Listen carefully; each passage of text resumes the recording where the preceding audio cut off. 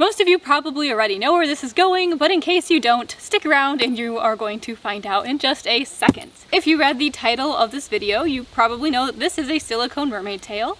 And not only is this just a silicone mermaid tail, this is a silicone mermaid tail from Beauty and Brine. And today I'm going to open it up, show you what it looks like. I have been following Amy Lemphier's work for a long time, and I love the look of her tails, but sadly, I don't see a ton of videos or close-up pictures of her work. Not enough anyways. So I wanted to order a tail from her so I could see one of her tails for myself and so that you guys can see her amazing work, because it is literally so artistic and beautiful from what I've seen. Before we see this silicone mermaid tail, I want you to do 3 things for me, okay? I know it's a lot, but 3 things.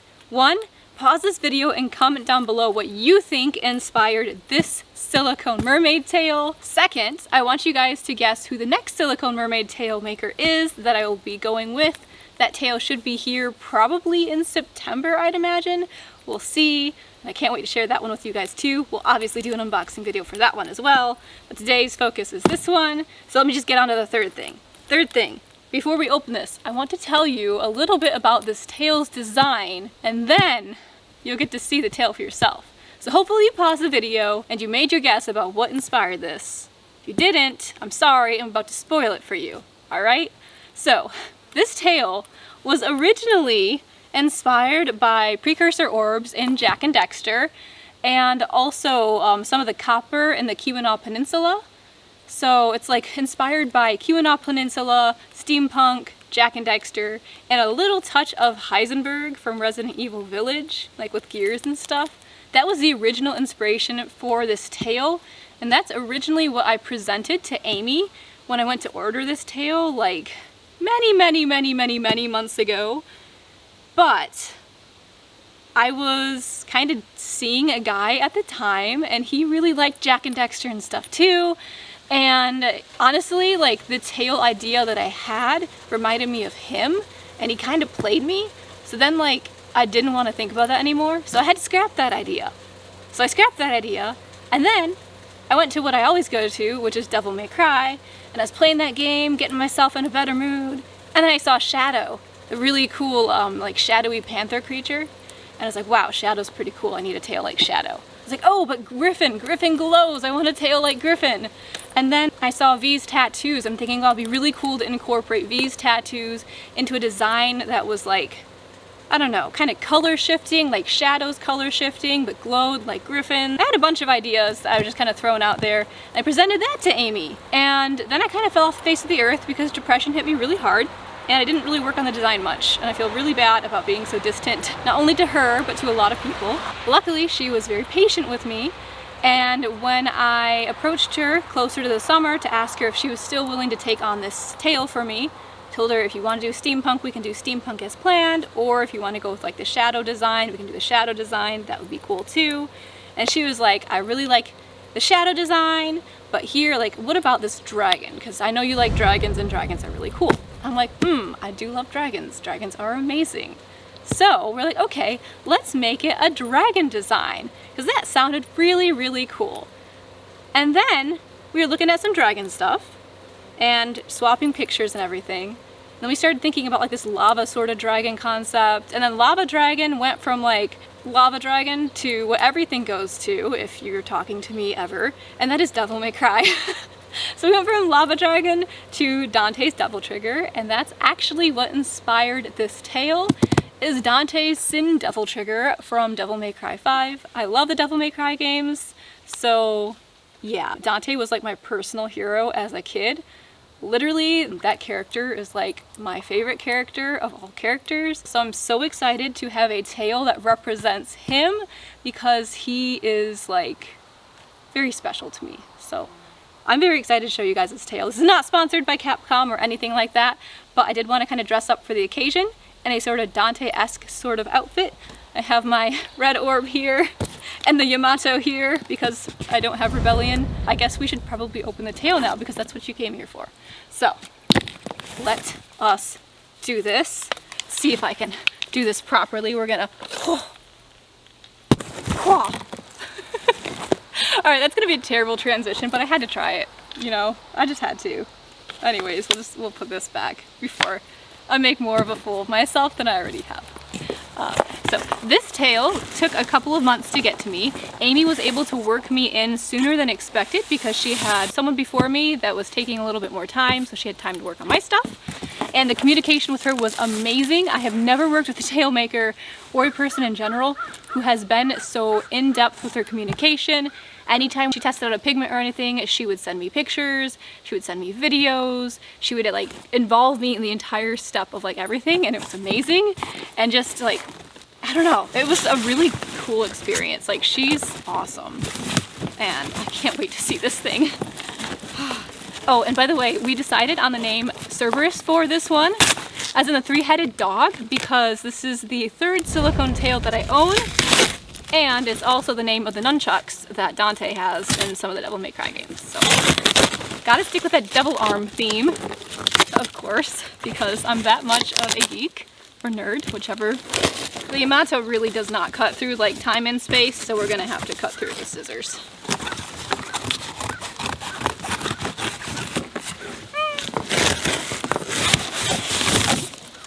Okay, we're making progress. Oh my gosh, a glimpse of the tail we have here. It looks, oh, this is a bra she made me. Oh my gosh, okay, ha, it's stuck down to this. So, here we have a bra. As you can see, it's got lots of reds in it. It's got some black. I guess I can take it out and show you. Got stickers from Amy's site, Beauty and Brine. You guys really do need to check out her tails. They are so pretty. And for how beautiful and unique they are, they're very reasonably priced. Like, it's amazing. Oh my gosh. Ooh, this silicone smells different. Usually when I get a tail, everything smells like porch stain. And this one, for some reason, I guess it's a bra, not a tail, but this bra smells an awful lot like almost like pizza. I don't know why. Maybe it's because I'm wearing the Dante-esque outfit. Everything's just gonna smell like pizza. But yeah, I don't know. Look at this. This is so cool. I've never, in my lifetime of being a mermaid, owned a silicone bra. And this is amazing. There's a beehive right over there, so I might get stung, but I don't really care. This is beautiful. Okay, I'll have to zoom in and show you in a little bit, but there's like little tiny scales here that have this beautiful like flashy like iridescence to them. It's really cool. And this here, this red it just glows. I don't know, this is beautiful. This is gorgeous. Okay, so there's a silicone top. Let's see. Oh! And she told me she made me some extra fins that she was going to put on the tail, but she didn't really find a spot for them. So she said, I'm just going to send them to you and you can do what you want with them, which is super cool. And I'm definitely going to find a use for these guys because fins. Fins, fins, fins. Oh, oh. Unfortunately, the sunshine isn't. Oh, this must be padding. The sunshine isn't cooperating today. I don't like sunshine, but I wish we would have had some today because this tail is a tail you can't just see one time. You're going to have to look at it a lot of times to see how truly epic it is. And you'll understand that in a little bit here. Now for the grand finale. I'm going to open up this beast. Little baby.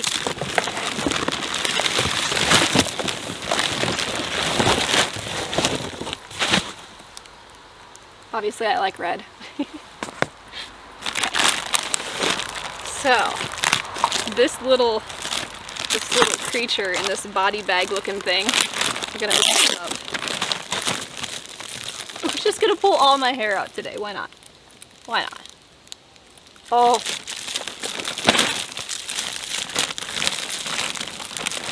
I don't know if you guys could see it like peeking out from the garbage bag, but please stop. Please stop pulling my hair. You're getting snipped. Let's stay over here. Snip, snip. Oh, my baby's almost free. Oh my gosh. Oh my gosh.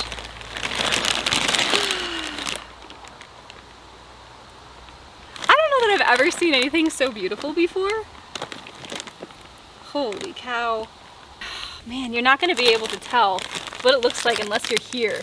Like, I don't think it's going to be picked up well on camera. Hello, baby. You are mine now. I need to move this out of the way. Okay.